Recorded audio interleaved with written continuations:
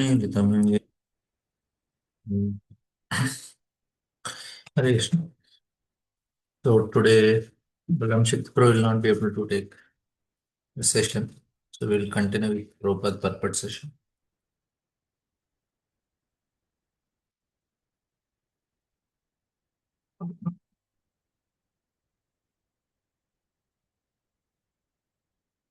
So here we were hearing from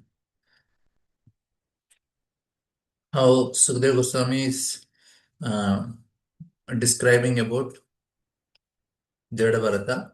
He was protected by Mother Kali, but he was not affected by what is happening around, completely detached. So that means he's not identifying with the body also and the mind also.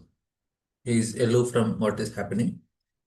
Now, for the first time, he is going to speak and give enlightenment. And what led for him to speak? So that's a situation that is created for him to speak.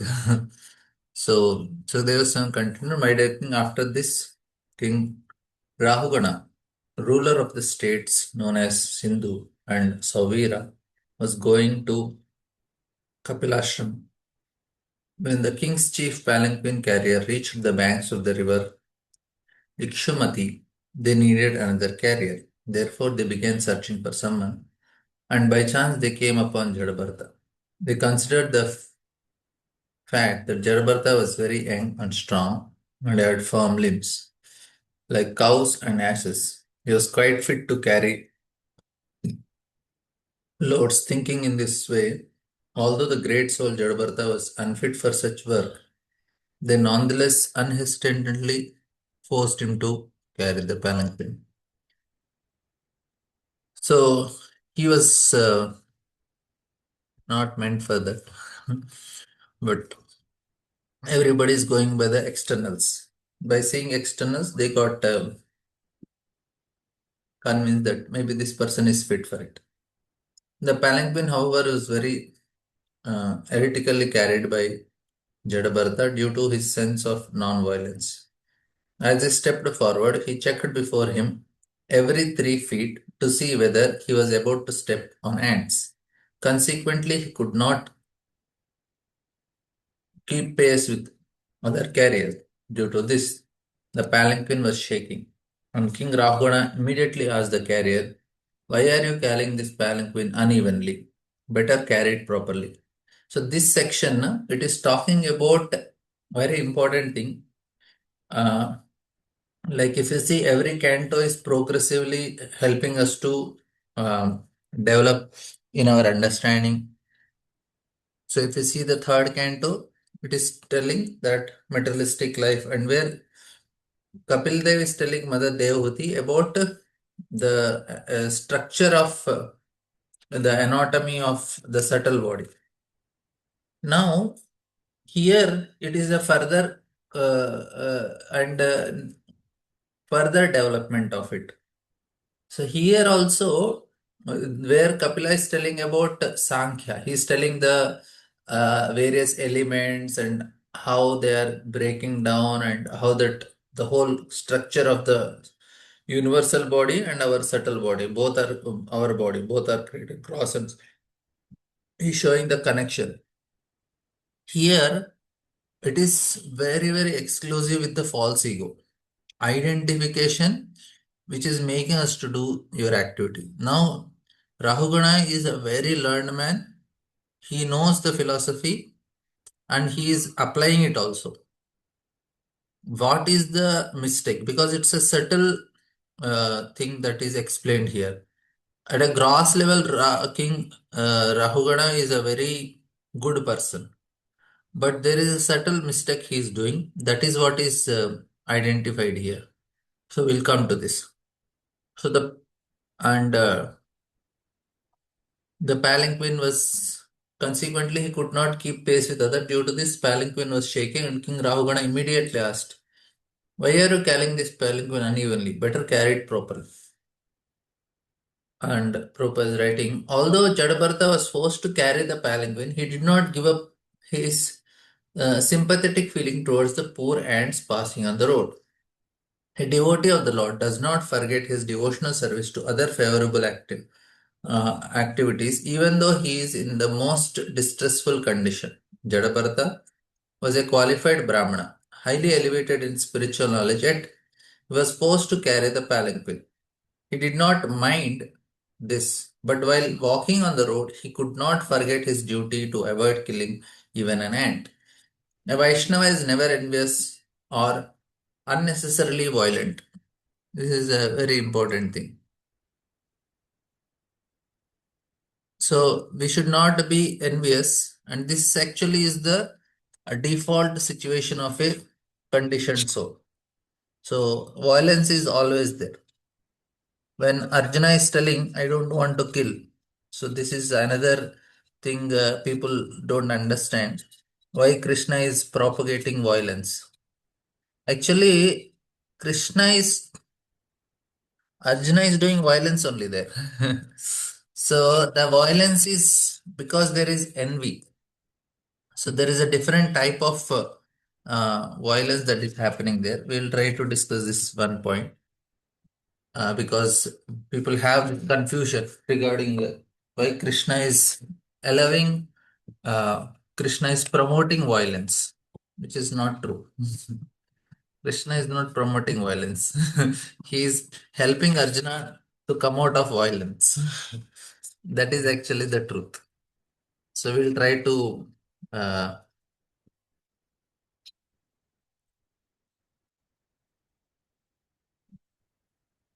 what is it? Analyze with you how it is. What is this violence and what type of violence Arjuna is doing when he's telling I am non-violent.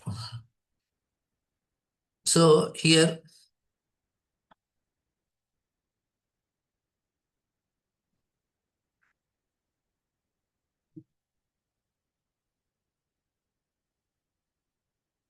Arjuna is telling I don't want to kill,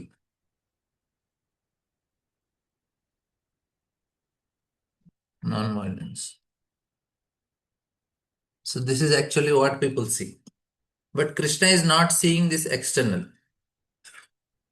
Krishna is seeing the internal state. So this is the main difference.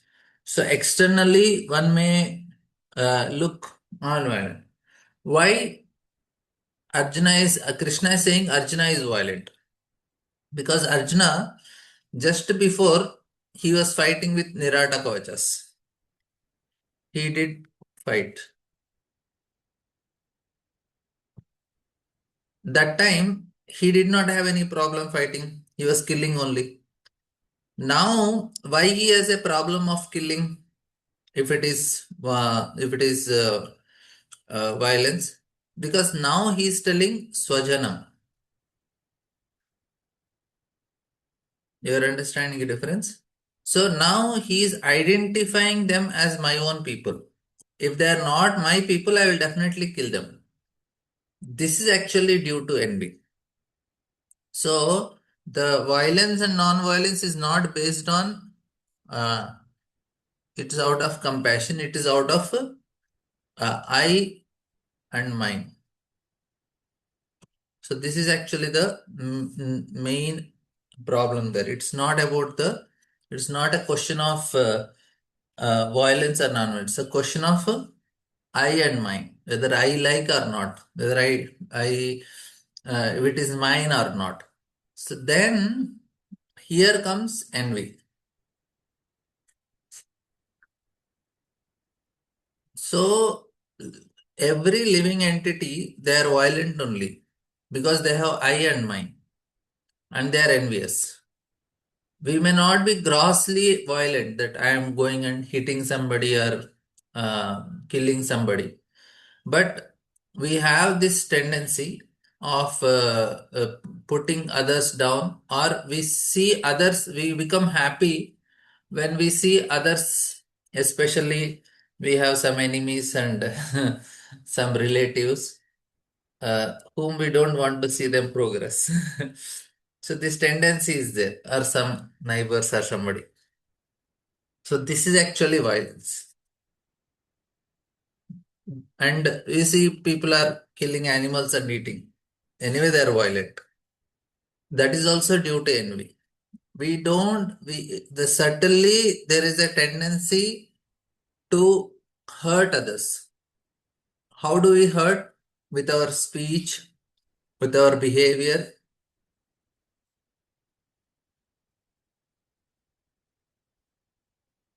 and our desires. So there is violence. So there is violence in speech, behavior, and desires also. We don't desire good for them. So this is the tendency. Now, when Krishna is telling Arjuna to fight, he is not telling you fight based on I and mine. You have to fight because Krishna wanted it to establish Dharma. And in between, Krishna says, okay, Arjuna, now wind up, no need of fighting. Good, they have changed. Arjuna should stop fighting because he is not doing out of envy or hatred. He is doing as a duty and responsibility. So there is a difference in violence of Arjuna after hearing Bhagavad Gita and before hearing. So before it was for own selfishness. So anytime there is selfishness, there is violence. Now we are seeing we as a country we want to prosper, but there is also a tendency to hurt others, and that's actually what is happening with the wars now. So people are saying, "Oh, we don't want to be violent," but there is violence definitely. Like now there are something called trade wars, right? It is not that you have to put any bomb or anything. You do trade in such a way that it will affect other person in a negative way. So these are wars out of behaviors, actions, desires, speech, all these things. They are also violence only. So you may not kill the person, but it definitely you will hurt the person. And why? Because I and mine. So Arjuna, when he is telling non-violence, as long as there is I and mine, there will be violence. People are, we also say, oh, we are peace loving, we don't want any bloodshed, this, that. But it is not possible only. You have to punish these people and work on these things. So here, Vaishnavas are non-envious. That's why they are non-violent. Even though they are killing sometimes, still they are not violent only because they are not doing out of I and mine. They are not doing out of envy. That's why it is non-violence. You have to understand the difference.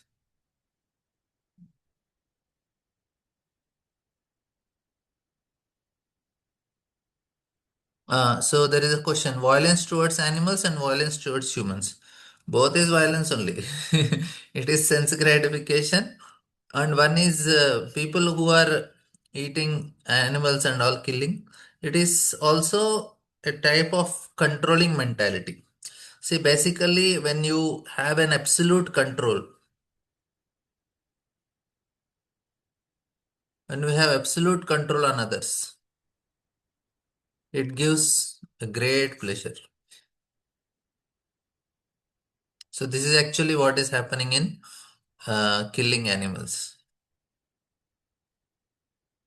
And even controlling people, bullying children, bullying, controlling. So all these things have the same tendency, controlling tendency. So when you are killing somebody, a person is killing somebody, he has absolute control on it. So he gets a different type of pleasure, which no, which and then killing humans also. That is out of envy, hatred, and of course, there are other reasons also for killing. It may be not just control, it may be out of hate, out of fear, out of anger, or so many other things. So there is, but violence is always there when we are I and mine. It is for sure. It cannot be, we may not be grossly violent, but certainly there is tendency of violence. Even in the house also, between the brothers, there is violence.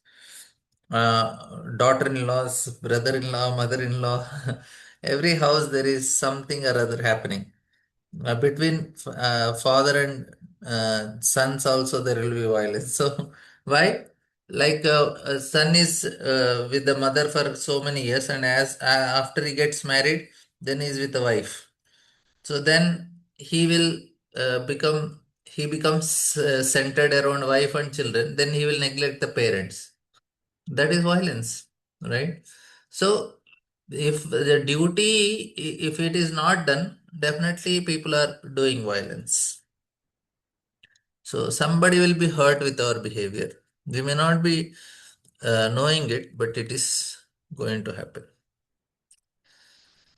because there is selfishness. So there are many ants on the path, but Jadabharata took care by looking ahead 3 feet. When the ants were no longer in his way, he would place his foot on the ground. A Vaishnava is always very kind at heart to all living entities. In the Sankhya Yoga, Lord Kapila explains Suhurdam Sarvadehina. Living entity assumes different bodily forms. Those who are not Vaishnavas considered only human society worthy of their sympathy. But Krishna claims to be supreme father of all life forms. Consequently, Vaishnava takes care not to annihilate untimely or unnecessarily any life form.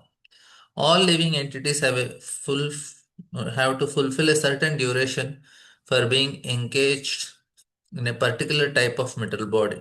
They have to finish the duration allotted a particular body before being promoted or elevated to another body.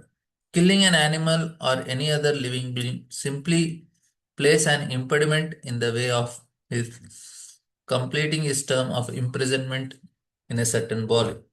One should therefore not kill bodies for one's own sense gratification, or this will implicate one in sinful activity. So, this is the uh, point.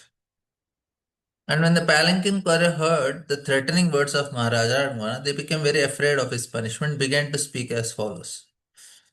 According to political science, so Prabhupada, a king sometimes tries to pacify his subordinates, sometimes chastise them, sometimes divides them, and sometimes rewards them. In this way, the king rules his subordinates. The bearer of the palanquin could understand that the king was angry and that he would chastise them.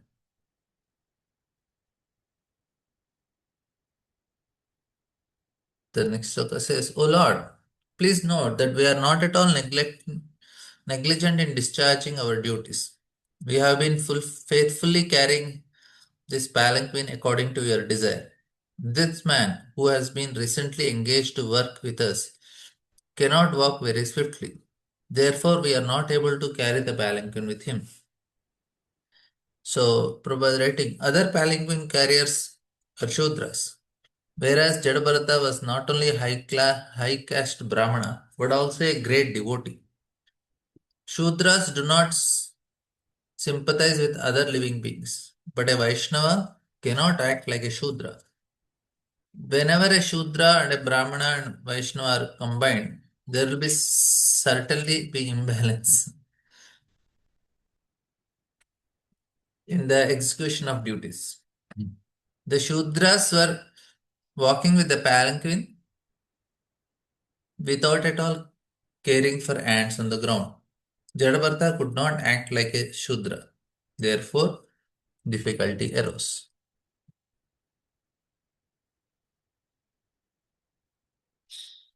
Next sloka says that King Ravana could understand the speeches given by the carriers, who were afraid of being punished. He could also understand that simply due to the fault of one person, the palanquin was not being carried properly. Knowing this perfectly well and hearing their appeal, he became a little angry. Although he was very advanced in political science and very experienced, his anger arose due to his inborn nature as a king. So, this is coming out of the Kshatriya tendencies. Actually, King Ravana's mind was covered by mode of passion, and he therefore spoke as follows to Jadabharata, whose Brahman effulgence was not clearly visible, being covered like a fire covered by ashes. No, I see.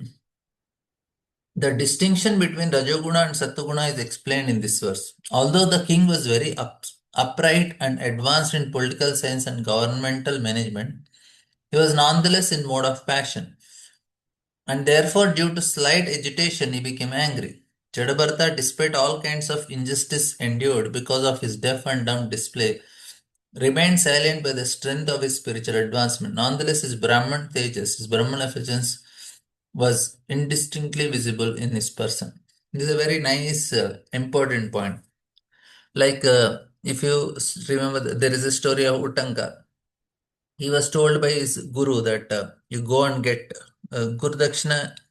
He asked, he said, I don't want anything, ask Guru Mata. Then he goes to Guru Mata and says, Guru Mata says, I want to get the earrings of the queen. So he goes to the king and then he asks, can I get the earrings? He said, okay, go and take. And long story short, he goes and the queen gives the earrings. And then when he was coming back, the king says, okay, I offer you some fruits and food to eat, to please accept it. When he was given, then there was some hair in the food that got contaminated. Then Daka says, oh, you gave me a contaminated food, I will curse you. And he gives some curse. And the king also becomes very upset. He said, oh, you behaved like this with me, I gave right food, and I'll also curse you. The king also counter curses. Then after that, king looks into the food. Then he says it really had some hair in it. It was really contaminated. Then king says, "Oh, I apologize." Then Utanga says, "Okay, I take back my curse because you apologized. I forgive you." And he says, "You also take back your curse." He tells to the king. King says, "I cannot do only." He says, "I am still angry that you cursed me." Now he took back the curse, but king could not take because he is a Kshatriya, is affected by mode of passion. Same thing. Jadabharat, he was, you see how much, why the Brahmanas are respected, you see, this is the most important thing. The worshippers of Kali, they were trying to chop off his head, but Jadabharat did not get affected only. So, despite all kinds of injustice endured because of his deaf, dumb display, remained silent by the strength of his spiritual advancement. So, this is actually spiritual advancement. So, the more we are advancing, we become more tolerant.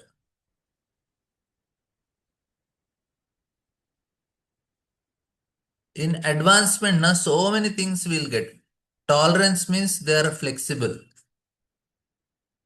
That means any situation they can adjust. Why we are at home, why there is fight? Because there is no flexibility only.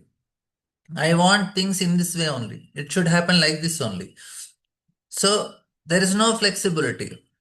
Why? Because the mind is very weak. A strong mind, na, it won't get affected only. We need to have that type of strong buddhi. Mind in the sense buddhi here. So if buddhi is very strong, it will not get affected by emotions, mind. So here Jadabharth has completely very super buddhi. Is not at all getting affected by any emotional things. But whereas King Rahugana, you see, even small thing, his palanquin was not carried properly. He is becoming so upset. Here Jadabharat was getting killed, he is not getting affected. You see the difference. So one side, a small uh, inconvenience. One side is death. But there is no difference. So this is where Brahmanas are respected in Vedic culture. That's the topmost position is given Brahmana because it is internal strength they have because of their austerities and tapasya. Where a Kshatriya, he does little meditation, the concentration, but he has more physical prowess and intelligent abilities, management skills and all. Brahmana is, he may not have managerial skills, he may not have physical strength, but definitely has internal ability. So previously, people were valuing this, how much internal uh, uh, control he has, control over mind and senses, unaffected by the situations. So that is a more subtler power to control. Nowadays, people are not having any any of these things, unfortunately. They are more affected, and that's why, especially with mobile, if somebody is with mobile na, they become more and more weaker internally. Their mind will become more weak. They are at the level of manas only. They cannot make their strong buddhi, especially children who are seeing the 1 minute 2 minutes Instagram reels and shorts. The danger with that is they are becoming weaker and weaker internally. Externally, they may have many things, but internally, they have become very weak. Anybody can disturb them, cause pain to them, and they get emotionally affected very fast because they're. See, what happens is they switch off their buddhi,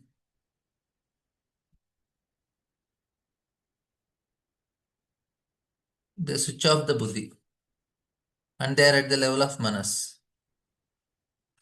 So at this level, na, we are very vulnerable. We get affected very fast.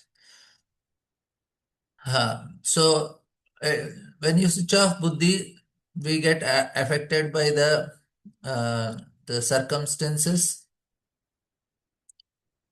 emotion, also advertisements. Everything will hit at the level of manas only.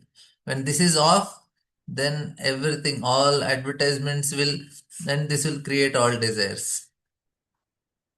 So many things are happening. But Brahmana is always Buddhi is on for him. That's why he's a Brahmana.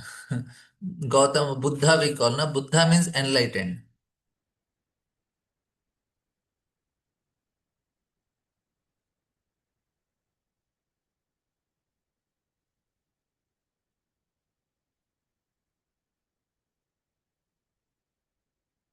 So that is the point. So Buddhi, that comes from the word Buddha, enlightened. So Brahmanas are very enlightened. So they know the reality. They can see the truth. So King Rahugana told Jadabata how troublesome this is. So now he is mocking him. My dear brother, you certainly appear very fatigued because you have carried this palanquin alone without assistance for a long time and for a long distance. Besides that, due to your old age, you have become greatly troubled. My dear friend, I see that you are not very firm, nor very strong and sound. Aren't your fellow carriers cooperating with you? In this way, the king criticized Jadabharata with sarcastic words, yet, despite being criticized in this way, Jadabharata had no bodily conception of the situation. He knew that he was not the body, for he had attained his spiritual identity.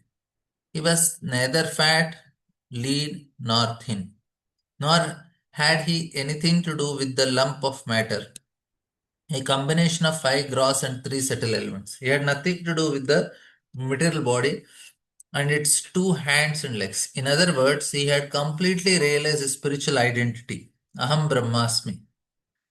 He was therefore unaffected by his sarcastic criticism from the king. Without saying anything, he continued carrying the palanquin as before. So here we have to see the connection between soul and the body. So how this body is connected to the soul.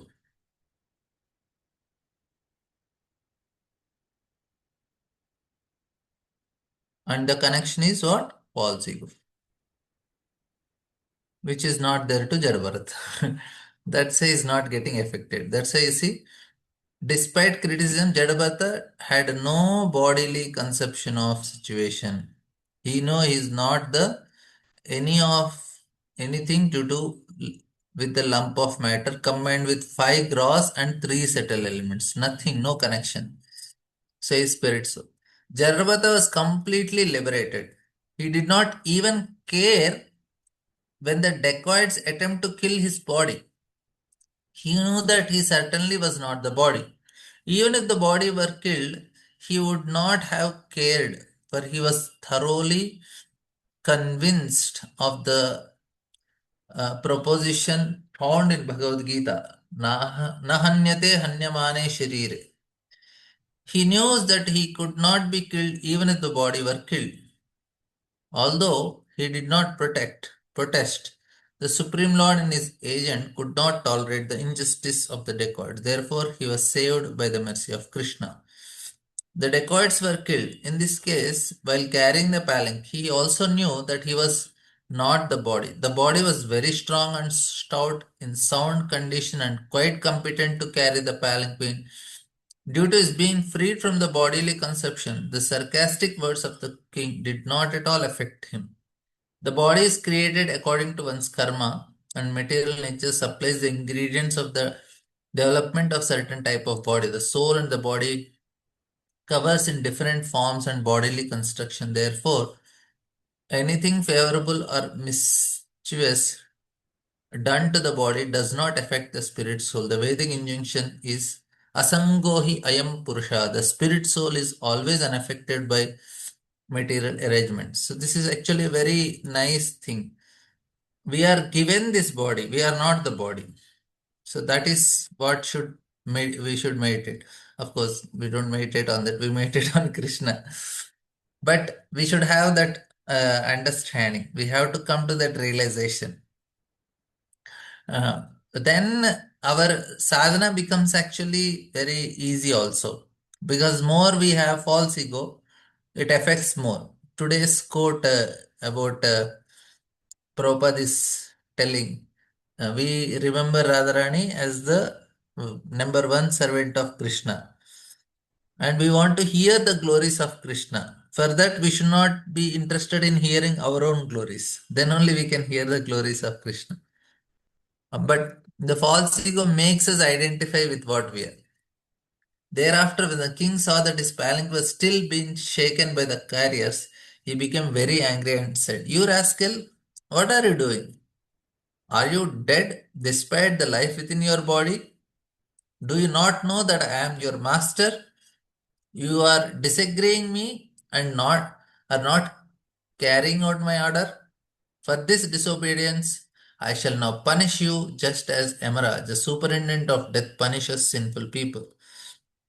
I shall give you proper treatment so that you will come to your senses and do the correct thing." So, first time Jadbharth found somebody who is little uh, understandable to his level. That's why he's going to speak. Thinking himself king. So here the Jadbharth thought, okay, this fellow deserves some enlightenment. His brothers and all, they were Brahmanas only. But somehow Jadabharat thought, like, it should not deal with my family members so fast. So he was dealing with Rahugana. And dacoits were anyway not qualified to hear from him. So then the person who is qualified now is King Rahugana. The king was in bodily conception and was influenced by material modes of passion and ignorance. So it is applicable to all of us. So these teachings are very much applicable to us. We'll try to see. So due to madness, he chastised Jadabharata with uncalled for and contradictory words. Jadabharata was a topmost devotee and the dear abode of the Supreme Lord. Although the king considered himself very learned, he did not know about the position of an advanced devotee situated in devotional service, nor did he know his characteristics.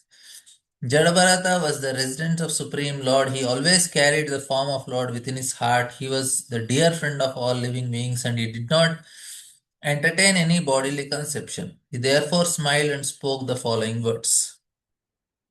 So the distinction between a person in the bodily conception and a person beyond the bodily conception is presented in this verse.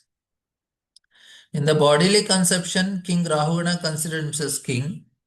and he chastised Jarbata in so many unwanted ways. Being self-realized, Jarbata was fully situated in transcendental form. He not at all became angry. Instead, he smiled and began to deliver his teachings to King Rahugana. So this is nice point. So one is getting affected, one is not getting affected. To the degree we are getting affected, we are in the bodily conception. If somebody says you are a fool, we get affected because who gets hurt? Ego gets hurt. So ego has a nature of earth. It is very solid. It helps also, but it hurts also. A highly advanced Vaishnava devotee is a friend of all living entities, and consequently, he is a friend of his enemies also. In fact, he does not consider anyone to be his enemy. Suhridam Sarvadehinam. Sometimes a Vaishnava becomes superficially angry at non devotees, but this is good for the non devotees. We have several examples. Narada cursing Nalkor Manigriva, and they were delivered. So, when we speak something, who is getting hurt? Like children, na, if you chastise them, they don't get hurt much. Their ego is not yet developed. Small children, 2, 3, 4, 5 years also, you give chastisement, then they become upset a little bit and they become normal. They don't take it to the heart. But same chastisement you give to somebody grown up, the rest of the life they may not talk also because the ego gets hurt. So this is the main problem because ego grows for the when after at the age of by the age of 13 to 15, ego is completely developed. We start identifying ourselves with the body and mind completely, and there the problem starts. Before that, like children, they fight with each other and then they again play.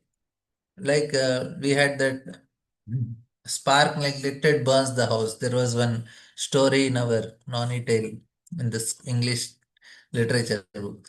So there, what happens is children they were fighting, and the mothers come and they also they start supporting their children. They start fight, and then the husband they come. They start fighting with each other. They are fighting, and then uh, the small children who are fighting before, they went to the side and they started playing with each other. And elders continued fighting, but children are playing. Who started the fight? So for children, it does not matter because there is no ego for them. But as we grow, the ego grows. Then the fighting continues. It's like that. So here, this is one of the nice things. ब्राह्मण उवाच तयोदितं व्यक्तितम् अभिप्रलब्धं भर्तुः समे स्यात् यदि वीर्यभार ग्रन्तुर्यदि स्यात् अधिगम्यम् आद्वा पीवेति रासौ न विधां प्रवादः. The great Brahmana Jarbat said, "My dear king and hero, whatever you have spoken sarcastically is certainly true. Actually, these are not simply words of chastisement, for the body is the carrier. The load carrier of by the body does not belong to me, for I am the spirit soul. There is no contradiction in your statement because I am different from the body. I am not the carrier of the palanquin. The body is the carrier. Certainly, as you have hinted, I have not labored carrying the palanquin, for I am detached from the body. You have said that I am stout and strong, and these words are befitting a person who does not know the distinction between the body and soul. The body may be fat or thin, but not but no learned man would say such things of the spirit soul. As far as the spirit soul is concerned, I am neither fat nor skinny. Therefore, you are correct when you say that I am not very stout. Also, in the object of this journey, the path leading there are there were mine. There would be many troubles for me, but because they relate not to me, but to my body, there is no trouble at all. Such a nice point. You see, he has told five, six very important points. We'll try to understand. First thing he says, he's telling you are right. Why he is right? Jadbharat is telling King Rahugana is right. Whatever you say, it's true only. So we will see what is the truth here. They are not simple words of chastisement, for the body is the carrier. The load carrier of body does not belong to me, for I am spirit soul. So there is no contradiction in your statement because I am different from the body. I am not the palanquin carrier. The body is the carrier. So what uh, Ravagana said about Jadbharat is that, oh, here if you see that Jadbharat, yeah, King Rahugana was in the bodily conception. He says that,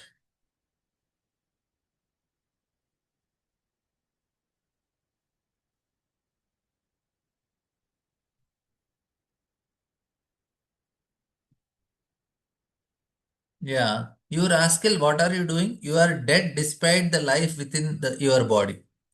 So that means you are not the body. The body is always dead only. Do you not know I am your master? You are disagreeing me and are not carrying out my order. For this disobedience, I shall now punish you with Emraj, the superintendent of the. And before that, he says, oh, you are very stout, fat, this, that.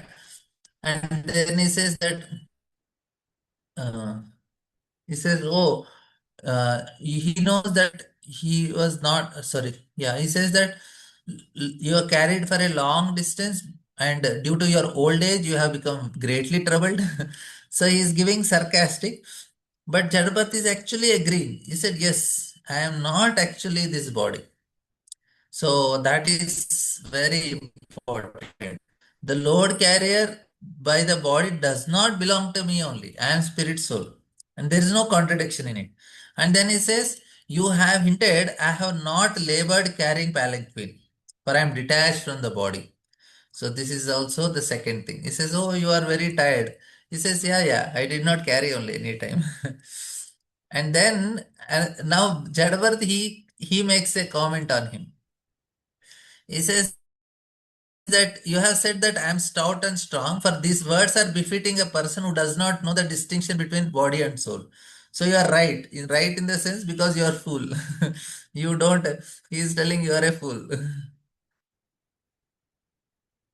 Because this is befitting a person who does not know the distinction between body and soul. So you don't know the distinction. That's why you are making such comments.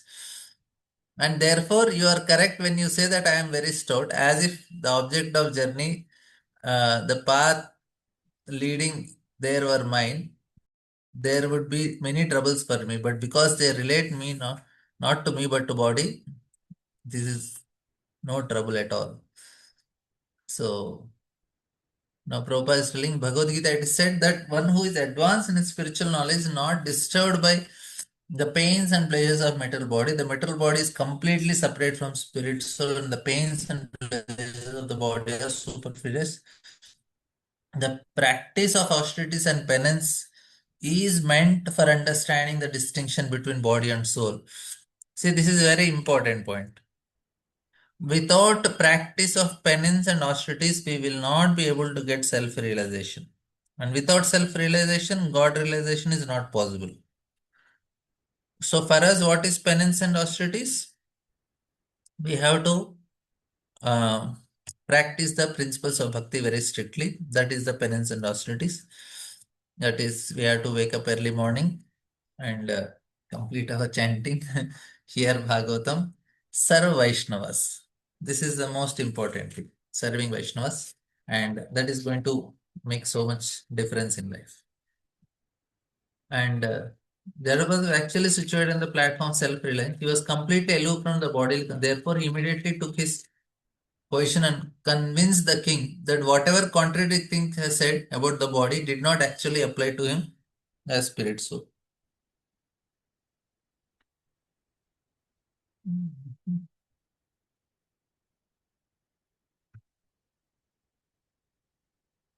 And next point he says fatness, thinness, bodily and mental distress, thirst, hunger, fear, disagreement, desires for material happiness, old age, sleep, attachment for material positions, anger, lamentation, illusion, and identification of body with the self are all transformation of the material covering of the spirit soul. A person absorbed in the material bodily conception is affected by these things, but I am free from all bodily conceptions. Consequently, I am neither fat nor skinny nor anything else you have mentioned. So you know this famous incident. Like one time there was one Rath Yatra happened in America, and after that they were having a question answers booth, and one devotee was uh, taking question answers. He was preaching. So two ladies they came there, and they were having a very heavy bodies. They are very obese. So they were also sitting, and then the devotee was very fiery preacher, and he started telling, "We are not this body; we are spirit soul." And these two ladies looked at each other and said, "Wow, such a relief." So because they were very feeling very sad that they have such a fat body. When they come to know that they are not the body, they felt very satisfied, very relieved. They looked at each other and said, "Oh, what a relief." So Narottam Das Thakur sang, Deha Smriti Naraya Nahi Yara Samsara Bandhana Ahana Tara. One who is spiritually advanced has no connection with the body or with the bodily actions and reactions. When one comes to understand that he is not the body and therefore is neither fat nor skinny, one attains the topmost form of spiritual realization. When one is not spiritually realized, the bodily conception entangles one in the material world. At the present moment, all human society is laboring under the bodily conception. Therefore, in the Shastras, people in this age are referred to Dipada Pashu, two-legged animals. Actually, people don't even consider only that many people say, "Oh, not the body, spirit, soul." No application for it. No one can be happy in a civilization conducted by such animals. Our Krishna conscious movement is trying to raise fallen human society to the state of spiritual understanding. It is not possible for everyone to become immediately self-realized like Jadabharata. However, as stated in Srimad Bhagavatam, Nashta Prayesh Abhadreshu Nityam Bhagavata Sevaya. We can raise human society to platform when one is not affected by the bodily conception.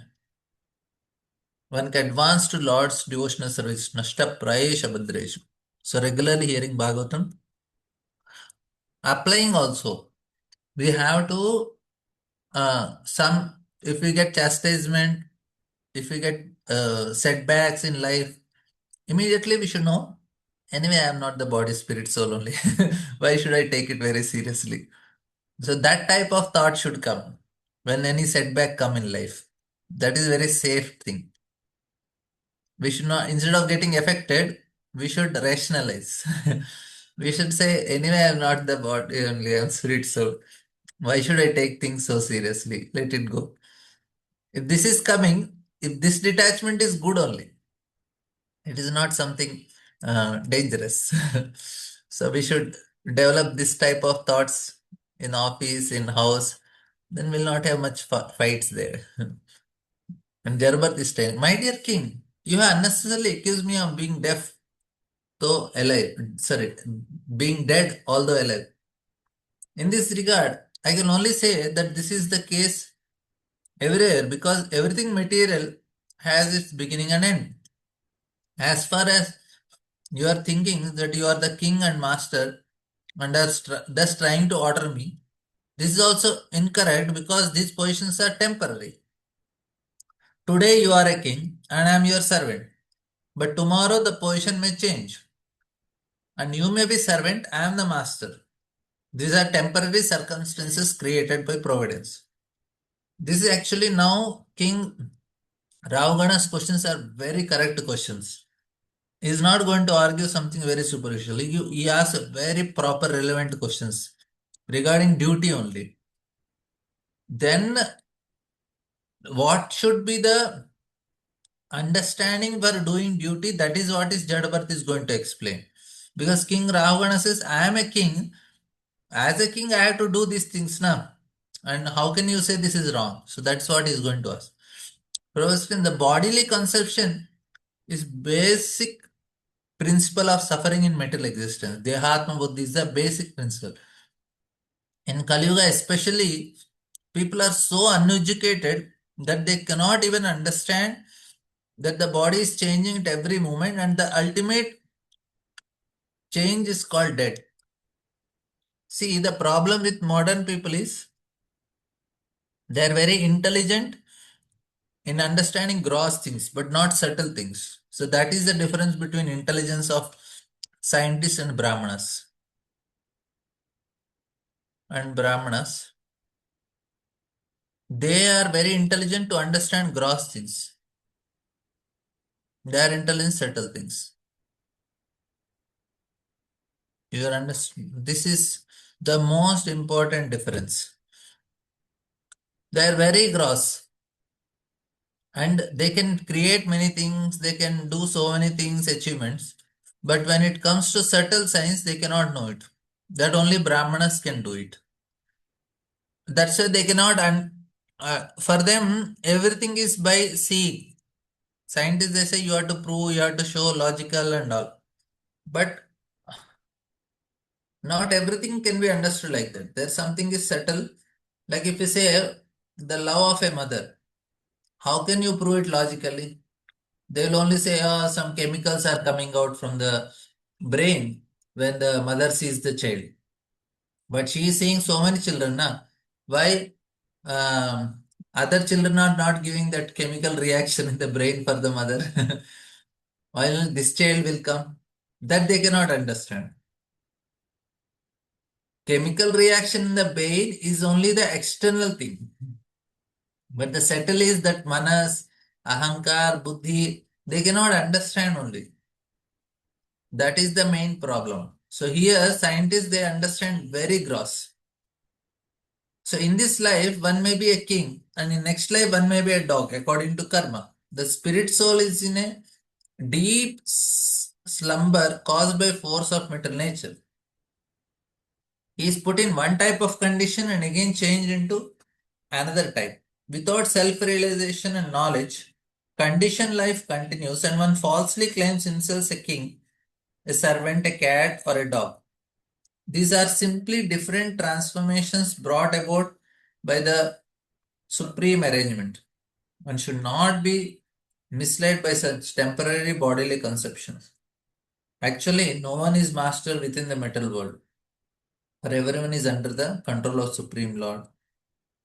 Therefore, Krishna is ultimate master. Chaitanya Charitamrita explains Ekala Ishvara Krishna Arasava Bhritte.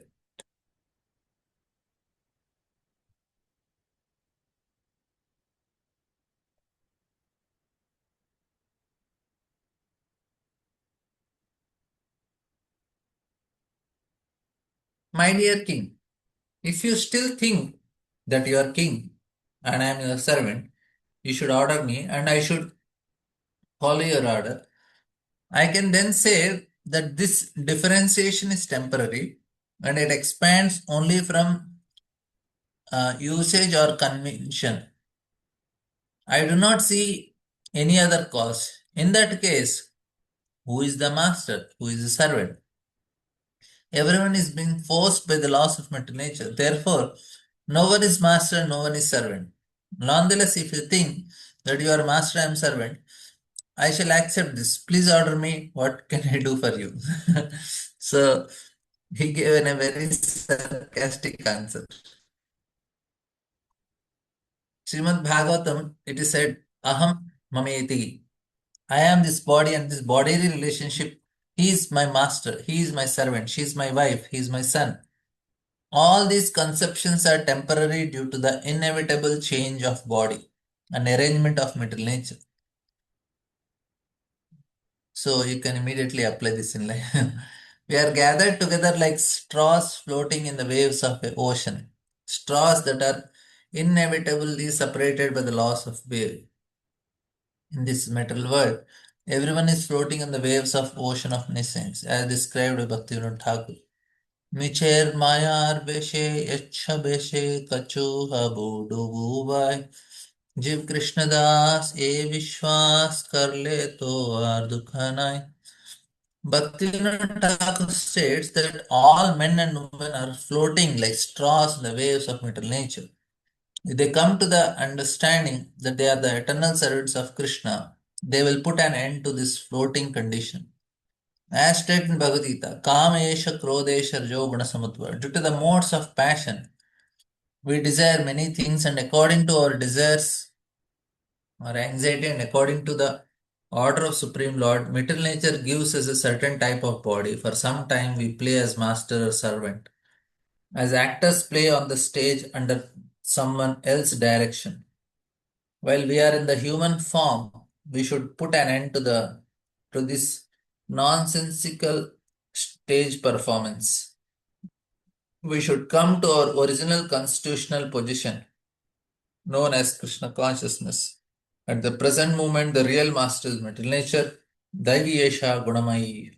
Under the spell of material nature, we are becoming servants and masters. But if we agree to be controlled by the Supreme Lord and His eternal servants, this temporary condition ceases to exist.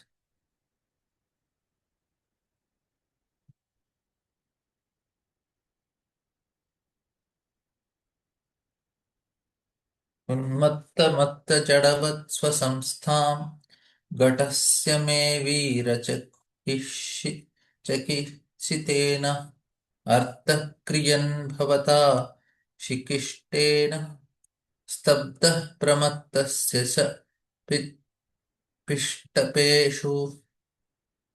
My dear king, you have said, you rascal, you dull, you crazy fellow, I am going to chastise you and then you will come to your senses. In this regard, let me say that although I live like a dull, deaf, and dumb man, I am actually a self realized person. What will you gain by punishing me? If your calculation is true, I am a madman, then your punishment will be like beating a dead horse. There will be no effect. When a madman is punished, he is not cured of his madness. And this is actually what is happening in the material world now, presently. Everybody is so mad. Even though they are getting so many types of punishments and sufferings, they don't come to their senses. They still continue to suffer. They don't know why they want to continue. Everyone in this metal world is working like a madman under certain impressions falsely acquired in the metal condition. For example, a thief who knows that stealing is not good and who knows that it is followed with punishment by the king or God, who has seen the thieves arrest and punished by the police, nonetheless steal again and again. He is obsessed with the idea that by stealing he will be happy. This is the sign of madness. Despite repeated punishment, the thief cannot give up his stealing habit. Therefore, the punishment is useless. Sudhir Goswami continued, my dear, O King Parikshit, when King Rahugana chastised the exalted devotee Jadabharat with harsh words, the peaceful, saintly person tolerated it all and replied properly. Nescience is due to the bodily conception, and Jadabharat was not affected by this false conception. Out of his natural humanity, he never considered himself as a great devotee, and he agreed to suffer the results of his past karma like an ordinary man. He thought that by carrying the palanquin, he was destroying the reactions of his past misdeed. Thinking in that way, he began to carry the palanquin as before. An exalted devotee of Lord never thinks that he is Paramahamsa or liberated person. He always remains a humble servant. He agrees to suffer the results of his past life. He never accuses the Lord of putting him in distress. Tatte rukampa susamekshama. So this is the quality of a devotee. He is never angry with his master. So that is the most exalted situation of a devotee. Okay, we'll end here. Any questions, comments?